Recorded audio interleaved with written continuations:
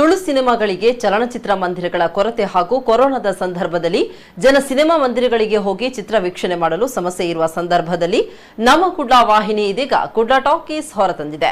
ಇದರೊಟ್ಟಿಗೆ ತುಳು ಅಭಿಮಾನಿ ದೇವರುಗಳನ್ನು ರಂಜಿಸಲು ಹೊಸ ಚಲನಚಿತ್ರ ಇದೆ. ಮಾರ್ಚ್ 7ರಂದು ಕುಡ್ಲಾ ಟಾಕೀಸ್ನಲ್ಲಿ ಬಿಡುಗಡೆಯಾಗ್ತಾ ಇದೆ. ತುಳುನಾಡಿನ ಜನತೆ ಇದಕ್ಕೆ ಪ್ರೋತ್ಸಾಹ ನೀಡಬೇಕು.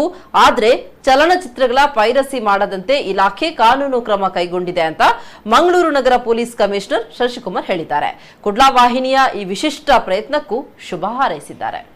ತುಳು ಸಿನಿಮಾ ರಿಲೀಸ್ಗೆ ಥಿಯೇಟರ್ಗಳ ಅವೈಲಬಿಲಿಟಿ ಕಡಿಮೆ ಇರುವಂಥದ್ದು ಮತ್ತು ಸಾಕಷ್ಟು ಬೇರೆ ಬೇರೆ ರೀತಿಯ ಸಮಸ್ಯೆಗಳನ್ನು ಎದುರಿಸ್ತಾ ಇದ್ದಾವೆ. ಅದರಲ್ಲಿ ಈ ನಮ್ಮ ಕುಡ್ಲಾ ತುಳು ಟಾಕೀಸ್ ಇವರುಗಳ ಮುಖಾಂತರ ಡೈರೆಕ್ಟ್ ಟಿ ವಿಗಳಲ್ಲಿ ರಿಲೀಸ್ ಮಾಡುವಂಥ ಒಂದು ಕೆಲಸವನ್ನು ಮಾಡ್ತಾ ಇದ್ದಾರೆ.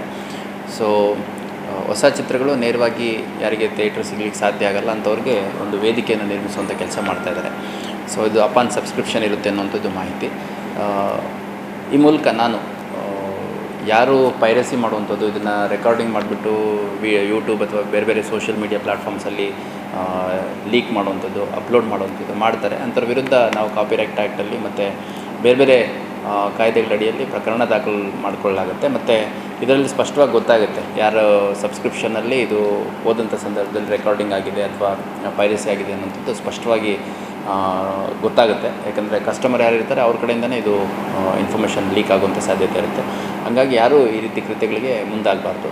ಮತ್ತು ತುಳು ಚಿತ್ರರಂಗ ಏನಿದೆ ಅದು ಇನ್ನೂ ಹೆಚ್ಚು ಬೆಳೀಬೇಕು. ಆ ಬೆಳೆಯೋದಕ್ಕೆ ಸಹಕಾರ ಮಾಡಬೇಕೆ ಹೊರತು ಅದನ್ನು ಸಾಯಿಸಲಿಕ್ಕೆ ಯಾರೂ ಪ್ರಯತ್ನ ಮಾಡಬಾರ್ದು ಅಂತ ಈ ಮೂಲಕ ನಾನು ಮನವಿ ಮತ್ತು ಎಚ್ಚರಿಕೆ ಎರಡನ್ನೂ ಹೇಳಲಿಕ್ಕೆ ಇಷ್ಟಪಡ್ತೀನಿ. ಸೊ ಆ ಥರ ಏನಾದರೂ ಈ ತುಳು ಚಿತ್ರಗಳು ಪ್ರಸಾರ ಆಗುವಂಥ ಸಂದರ್ಭದಲ್ಲಿ ಅದನ್ನು ಕಾಪಿ ಮಾಡುವಂಥ ಪ್ರಯತ್ನಕ್ಕೆ ಯಾರಾದರೂ ಮುಂದಾದರೆ ಅಂಥವ್ರ ವಿರುದ್ಧ ಅತ್ಯಂತ ಕಠಿಣ ಕ್ರಮವನ್ನು ಕಾನೂನು ನಿಯಮಗಳ ಅಡಿಯಲ್ಲಿ ಕೈಗೊಳ್ಳಲಾಗುತ್ತೆ.